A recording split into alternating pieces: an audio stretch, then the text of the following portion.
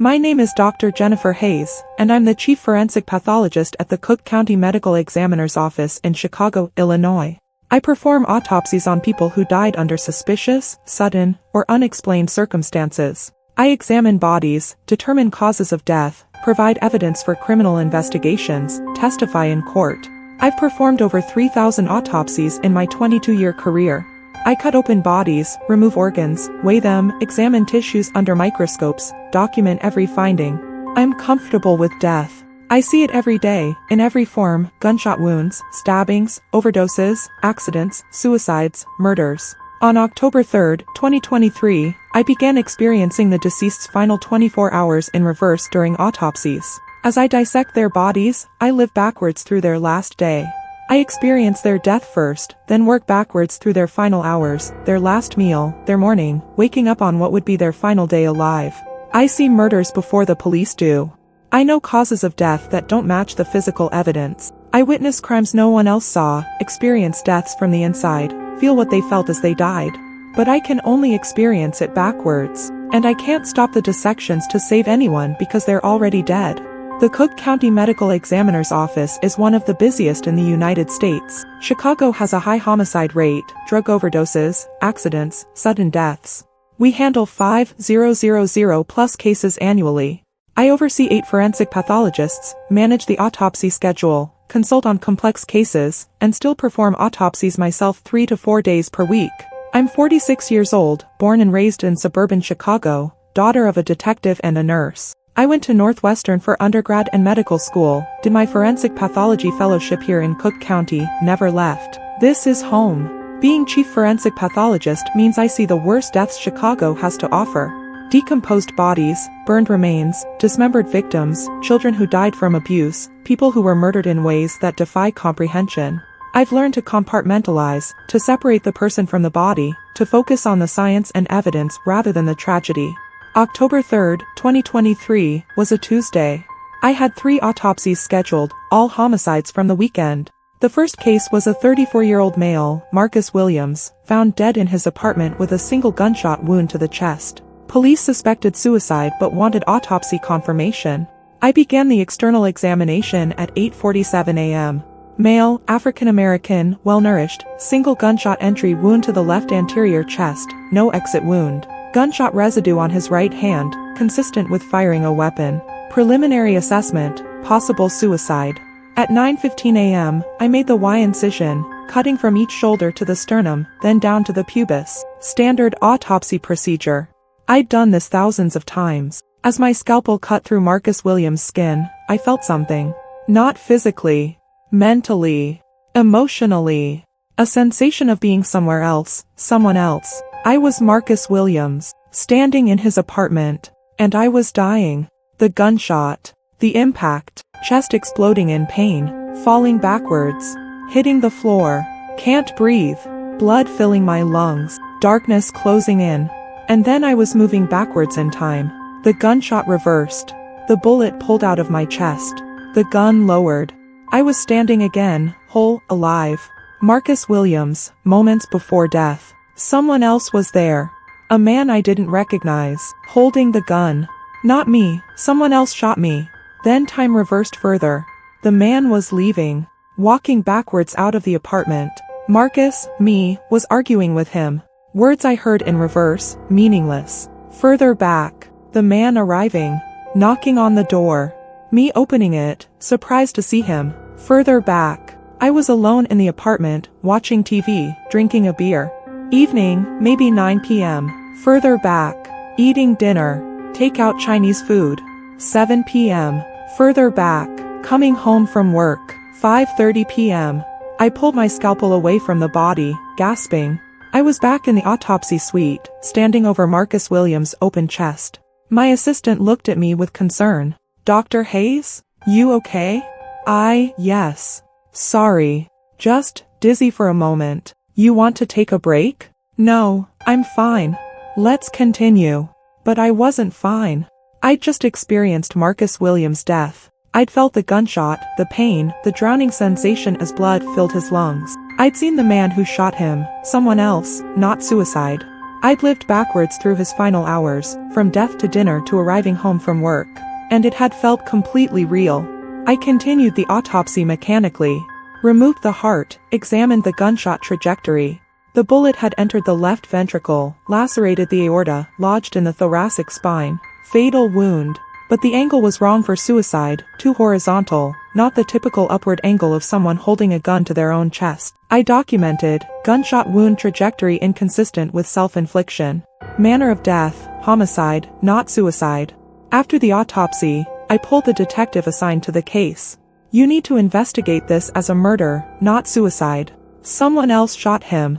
Based on what? He had GSR on his hand. Based on the trajectory. And there was someone else in the apartment that night. Check his phone records, security footage, find out who visited him around 9 p.m. How do you know someone visited? I couldn't tell him I'd experienced it. The scene. Something feels wrong. Just check it out. 3 days later, the detective called. You were right. Security footage shows another man entering the building at 8:47 p.m., leaving at 9:23 p.m. We're bringing him in for questioning. How did you know? I didn't answer. My second case that day was a 28-year-old female, Jessica Torres, found in the Chicago River. Suspected drowning, possibly suicide. I began the autopsy at 11:30 a.m. As I made the Y incision, it happened again. I was Jessica Torres. In the river. Drowning. Water filling my lungs. Panic. Struggling. Can't breathe. Darkness. Then time reversed. In the water, but swimming now, backwards. Being pulled up to the surface. On the riverbank. Being pushed, no, pulled backwards, away from the edge. A man. His hands on my shoulders. Not helping, pushing. He pushed me in. Further back. We were arguing. I was crying. He was angry. Further back. Walking along the river path together. 10 p.m., dark, alone. Further back. Meeting him at a bar. 8 p.m. He seemed nice at first. Further back. Getting ready to go out. 6 p.m.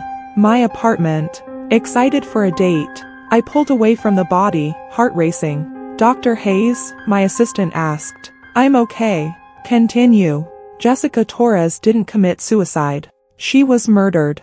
Pushed into the river by the man she'd met for a date. I'd experienced it backwards, drowning, being pushed, arguing, the date, getting ready. I documented, drowning confirmed. Bruising on shoulders consistent with being forcibly pushed. Manner of death, homicide. I called the detective. Jessica Torres was on a date the night she died. The man pushed her into the river. Check dating apps, bar security footage near the river around 10 p.m. How do you know she was on a date? Evidence suggests it. Just check. 4 days later, they arrested a man who'd matched with Jessica on a dating app, met her at a bar, walked with her to the river, pushed her in when she rejected his advances. The detective called me. I don't know how you're doing this, Dr. Hayes, but you're 2 for 2 on calling murders that looked like suicides. What are you seeing that we're missing? Just doing my job, I said. But it wasn't my job. It was something else. Something impossible. Over the next 2 weeks, I performed 14 autopsies. During each one, as I made my initial incisions, I experienced the deceased's final 24 hours in reverse. I lived their deaths backwards, felt gunshots in reverse, the bullet pulling out, the wound healing, standing whole again. Felt stabbings backwards, knives withdrawn, flesh knitting together, pain receding. Felt overdoses backwards, unconsciousness lifting, injecting drugs in reverse, buying the drugs, deciding to use. And then I experienced the hours before their deaths, running backwards like a film in reverse. Their last meals eaten backwards, food appearing on the plate. Their last conversations in reverse, words meaningless. Their final morning routines backwards, waking up in reverse, going to sleep the night before. I was experiencing their final day from death to life, backwards.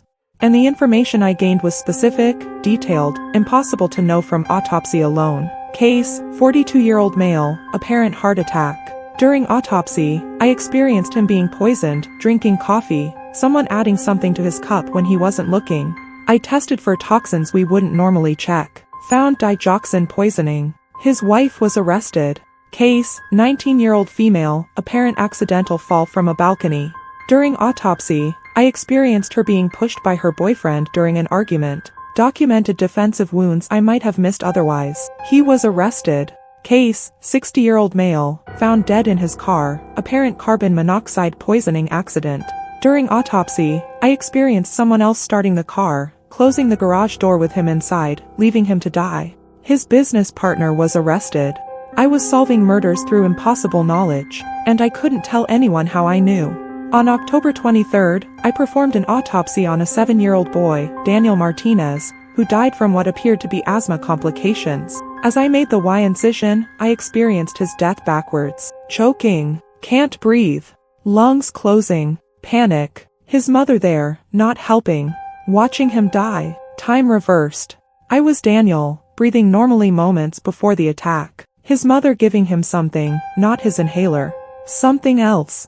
Something that made him stop breathing. Further back. Playing in his room. 3 p.m. Further back. Lunch with his mother. 12 p.m. She seemed angry. Further back. Morning. Getting ready for school. 7 a.m. His mother had poisoned him. Made it look like asthma. I could see it, feel it, know it with absolute certainty. But a 7-year-old boy. Murdered by his mother. The horror of it broke through my professional detachment. I left the autopsy suite and vomited in the bathroom. After I composed myself, I documented death inconsistent with asthma pathology. Recommend toxicology screening for respiratory depressants. Toxicology found high levels of a medication that suppresses breathing. The mother was arrested. She'd been systematically poisoning her son for insurance money. The detective called me afterwards. How did you know to test for that specific drug? Just experience. Something didn't feel right. Dr. Hayes, you're the best forensic pathologist I've ever worked with.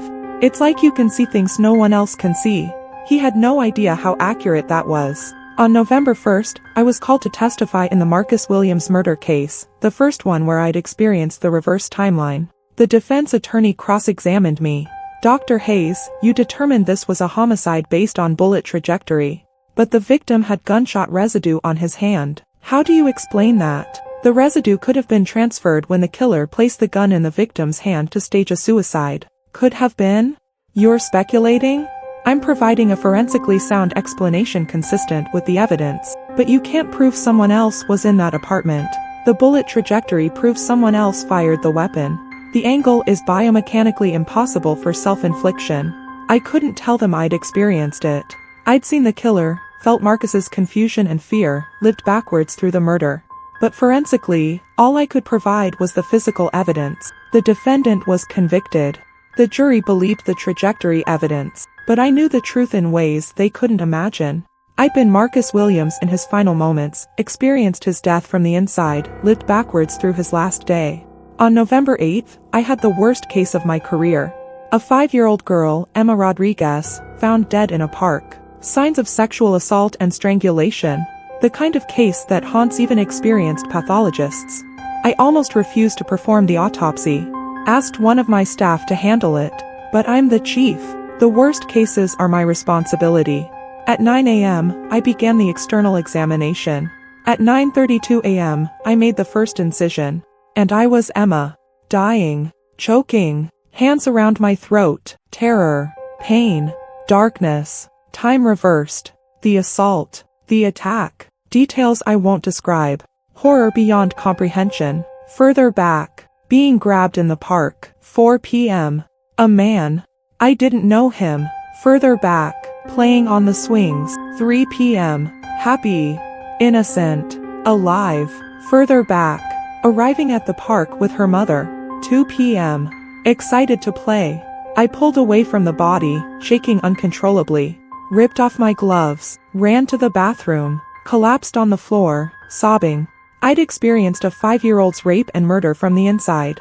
Felt her terror, her pain, her confusion. Lived backwards through the worst moments of her short life. My assistant found me 20 minutes later.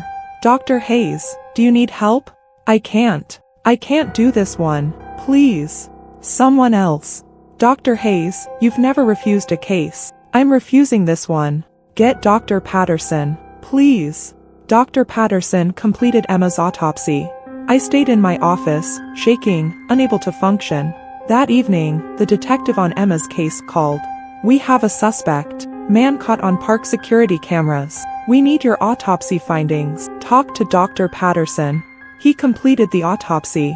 But you started it. Did you see anything before you handed it off? I had seen everything.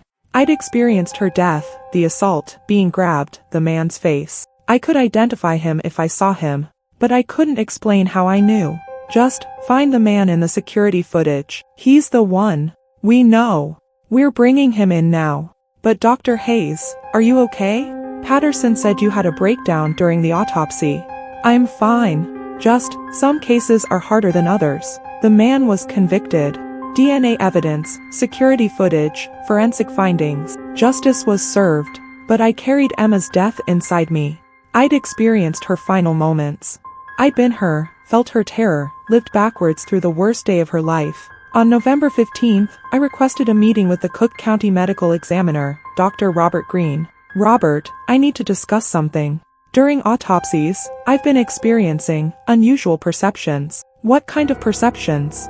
I'm experiencing the deceased's final 24 hours. In reverse. As I perform the autopsy, I live backwards through their last day. From death to life. He studied me carefully.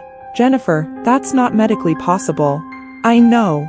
But it's happening. Every autopsy for 6 weeks. I experience their deaths, then work backwards through their final hours. I see how they died, who killed them, details that don't appear in the physical evidence. You're describing precognition. Or postcognition.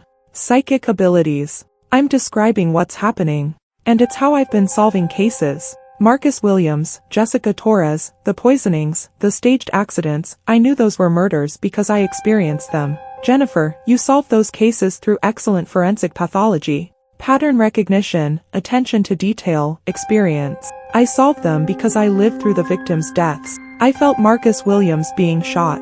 I felt Jessica Torres being pushed into the river. I experienced Emma Rodriguez's, I couldn't finish. I experienced things no forensic evidence can show. Jennifer, I'm concerned. What you're describing sounds like extreme stress response. Maybe PTSD from cumulative exposure to trauma. You need to see someone. I'm not having a breakdown. I'm experiencing the deceased's final hours during autopsies. It's real, it's consistent, and it's affecting my work. Then you need to take medical leave. I can't have my chief forensic pathologist claiming to experience dead people's memories. It undermines the scientific credibility of our office. On November 20th, 2023, I was placed on mandatory medical leave. 22 years of forensic pathology, over 3,000 autopsies, ended because I'd reported experiencing the deceased's final hours in reverse. I underwent psychiatric evaluation with Dr. Angela Martinez. Tell me about these experiences, Dr. Hayes. During autopsies, when I make the initial incisions, I experience the deceased's final 24 hours in reverse. I live through their death first, then backwards through their last day. How does that feel? Like being them. I feel their deaths, gunshots, drowning, strangulation. I feel their pain, their fear, their last moments. Then I experience their final hours working backwards. Last meal, last conversation, waking up that morning. All in reverse. Why do you think this is happening? I don't know. Maybe I've performed so many autopsies, examined so many deaths, that some boundary dissolved. Maybe I'm accessing something that's always been there but we don't normally perceive. Or maybe you're experiencing stress-induced dissociative episodes, creating elaborate mental narratives to cope with the trauma of constant exposure to violent death. It's not dissociation. It's real. Specific. Accurate. I've solved 14 murders using information from these experiences. You've solved murders using forensic evidence and professional expertise. The experiences might feel real, but they're your brain's way of processing the evidence you're already observing. Dr. Martinez's assessment, Dr. Hayes is experiencing complex dissociative responses to cumulative occupational trauma. The reverse time experiences are elaborate confabulations her mind creates to organize forensic observations, recommend extended leave, trauma therapy, and evaluation before return to autopsy work. On December 1st, I was officially removed from my position as chief forensic pathologist, framed as medical retirement for health reasons, but the message was clear. They believed I was mentally unstable. I spent December in isolation. No autopsies, no bodies, no deaths. Just me, trying to process what had happened. The experiences didn't stop. I didn't need to be performing autopsies to remember them. I carried the reverse time experiences in my memory. Emma's terror, Marcus's confusion, Jessica's panic, dozens of deaths I'd experienced backwards, stored in my mind like memories of my own life. In January 2024, I received a call from a small county in downstate Illinois. They needed a medical examiner. One pathologist covering the entire county, maybe 150 autopsies per year, mostly natural deaths. I took the job. Started January 15th. My first autopsy was January 18th. An 82-year-old woman, natural death, heart failure. Simple case. At 10:15 a.m., I made the Y incision. And I was her. Dying. Heart stopping. Chest pain. Falling. Darkness. Time reversed. The heart attack backing away. Standing again. Feeling fine. Further back. Eating breakfast. 8 a.m. Further back. Waking up. 6 a.m. Her last morning. The experience was gentler than the violent deaths. A natural death, peaceful, an elderly woman who'd lived a full life. But I still experienced it backwards. Still lived her final hours in reverse. The reverse time experiences hadn't stopped. They weren't limited to Cook County. They were part of me now. Over the next 2 months, I performed 23 autopsies in the small county. Mostly natural deaths, a few accidents, one possible homicide. During the possible homicide, a 54-year-old farmer found dead in his barn. I experienced his death backwards. Saw his adult son hit him with a wrench during an argument about the family farm. The son had staged it to look like an accident. I documented, blunt force trauma inconsistent with accidental fall. Pattern suggests assault with cylindrical object, likely wrench. Manner of death, homicide. The local sheriff investigated. Found the wrench hidden in the son's truck. The son confessed. The sheriff called me afterwards. How did you know to look for a wrench? The wound pattern. Shape, depth, force. Forensic analysis. You're really good at this, Dr. Hayes. I didn't tell him I'd experienced it. I'd been the farmer, felt the wrench impact, lived backwards through the argument with his son, the morning chores, waking up on what would be his last day. On March 12, 2024, I received a letter from Dr. Robert Green, the Cook County Medical Examiner. Jennifer, I wanted to update you on something. Since you left, our case closure rate has dropped significantly. We're missing details you used to catch. The detectives are asking about you. They say you had an instinct for cases that our current staff doesn't have. I don't know if you'd consider returning, but we need you. Whatever you were doing, however you were seeing things, it was working. Please think about it. I stared at the letter for an hour. They wanted me back, but they didn't understand what I was doing. They thought it was instinct, expertise, forensic skill. They didn't know I was experiencing the deceased's final hours in reverse, living their deaths backwards, carrying their last moments inside me. On March 20th, I called Dr. Green. Robert, I'll come back on one condition. You accept that my methods work, even if you don't understand them. You don't question how I know things. You trust my findings. Jennifer, I can't officially endorse psychic abilities or whatever you're calling this. You don't have to endorse anything. Just accept that I'm effective. That I solve cases. That I provide accurate forensic analysis. He was quiet for a long moment. Fine. Come back. Do your work. I won't question your methods as long as the results are sound. On April 1, 2024, I returned to Cook County as chief forensic pathologist. My first case back was a 30-year-old woman, apparent suicide by hanging. I began the autopsy at 9 a.m.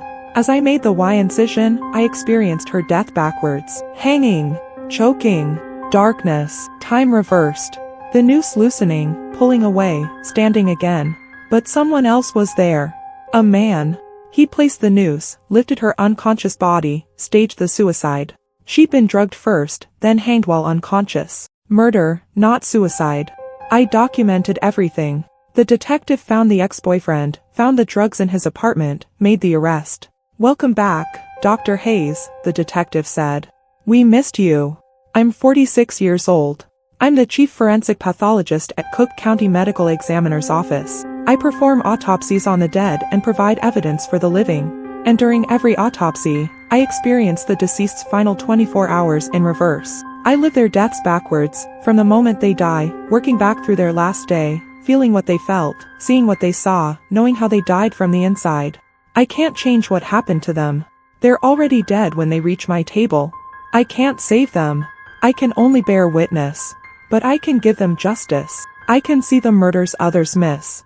I can identify the killers, expose the lies, reveal the truth hidden in their bodies. Every incision I make opens a window into their final hours. Every autopsy is a journey backwards through someone's last day. Death to life, ending to beginning, backwards through time. I carry all of them inside me. The murders, the accidents, the natural deaths. Their final moments experienced in reverse, stored in my memory like my own life lived backwards. This is my gift and my burden. To see death from the inside. To live final hours in reverse. To know the deceased in ways no one else can. I'm a forensic pathologist who experiences time backwards during autopsies. And I use it to speak for the dead.